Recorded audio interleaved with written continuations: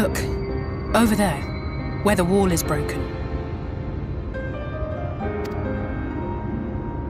Do you see what lies beyond?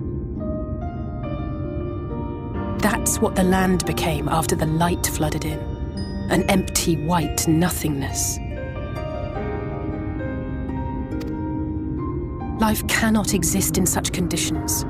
The primordial light would wreak havoc on the body's etheric balance.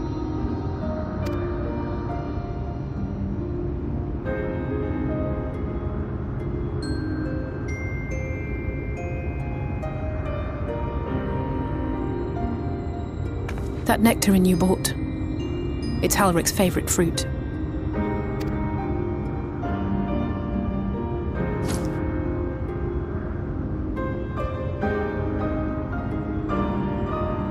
Most of the patients, Halric included, survived the attacks of powerful eaters. But their fate was sealed all the same. The monster's corruption has entered their bodies, and their very essence is being subsumed by light. The twisted state of the world itself just makes matters worse. Under normal circumstances, a person's ether naturally tends to equilibrium. But for these poor souls, the opposite is true. Sooner or later, every single one of them will turn.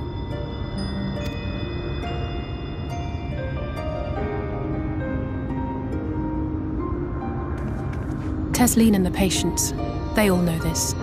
They know what has to be done before the change goes too far, before the eater within takes over. The preferred method is mixing poison into their favorite food. In my time here, I've borne witness to a lot of last meals.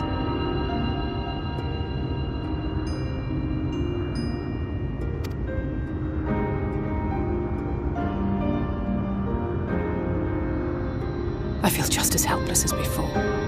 No matter how hard I fight, it's never enough.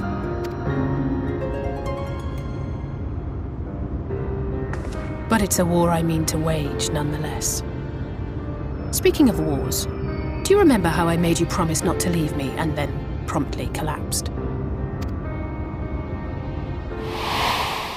Well, let's just say I had a few choice words for the Exarch concerning the timing of his summons.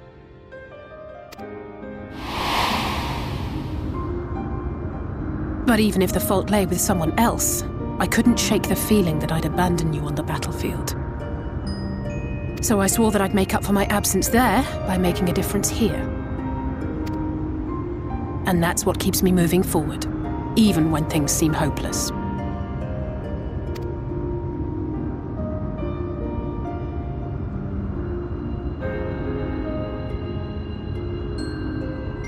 On which note, it's time we headed back. The longer we keep Tesleen waiting, the harder this will be for her.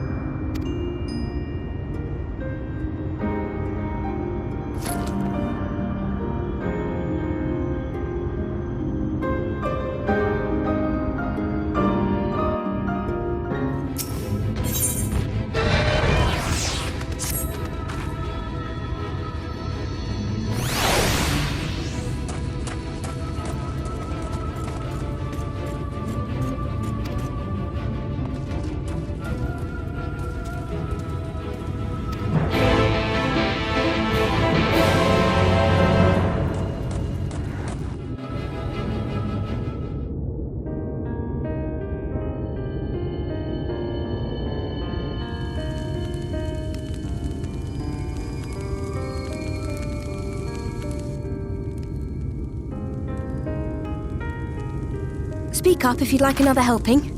I made a little bit more than usual today. And you've added something special to the broth, if I'm not mistaken. Aye, well, it's not often we have visitors from the Crystarium, so I may have thrown in a few extra bits and bobs.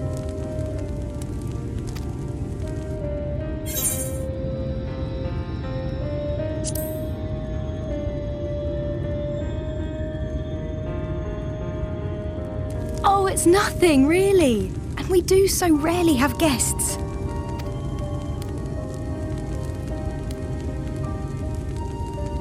In a place like this, you learn to take what moments of happiness you can get.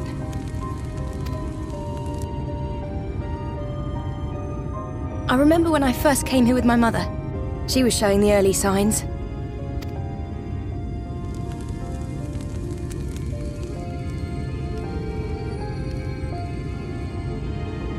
I knew there was no way to save her, but I just couldn't face what needed to be done. That's the way of it for most people. Why they travel for moms to stay here.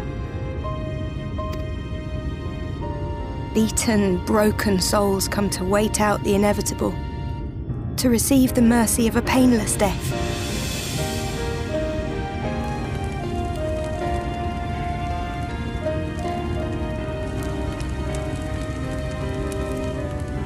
When my mother finally left this world, I was mad with grief, but also thankful that her passing was a peaceful one.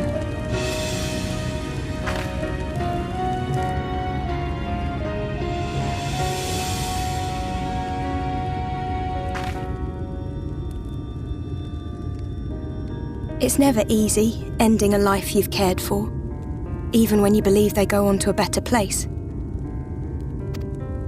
I often find myself wishing the Warrior of Darkness would come and do that part for me. The Warrior of Darkness? You've never heard the tale? I'm not sure where it began, but every child in Norvrent could tell you a version of it.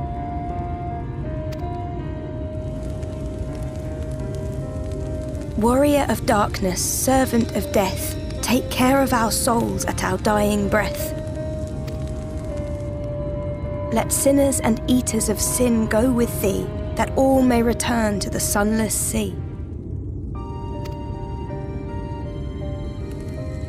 Well, that's the version I was taught anyway. It's just an old bedtime story. He's certainly never deigned to visit us here. Which is a good thing, surely. He sounds rather ominous. Do you think so? I always liked the idea that he treated every soul the same, even the Sin Eaters.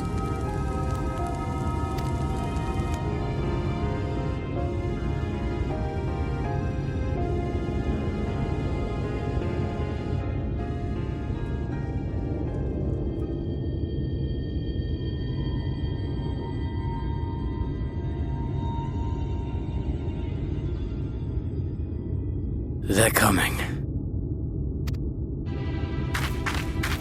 Desleen!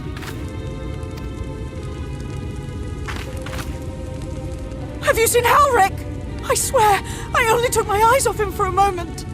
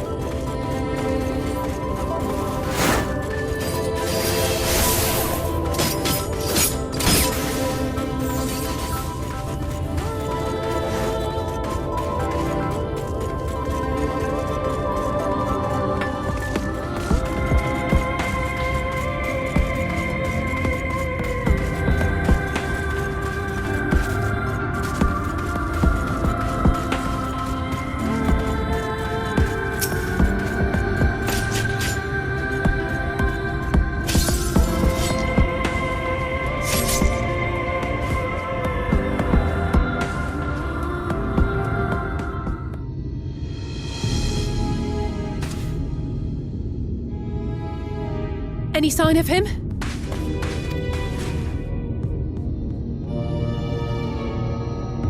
No luck then.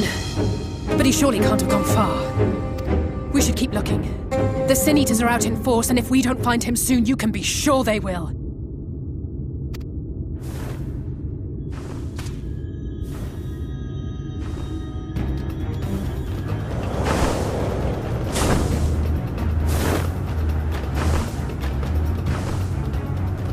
Did you see the size of that thing? It must be one of the nasty ones. Wherever it's going, it can only mean trouble. After it!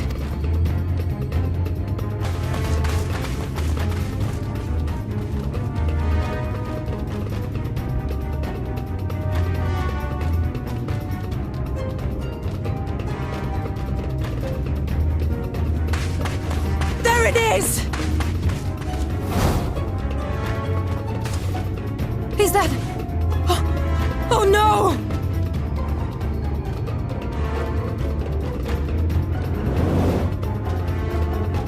Ulrich!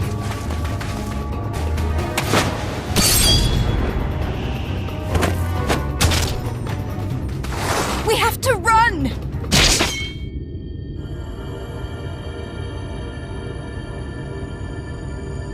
Tesseline! No!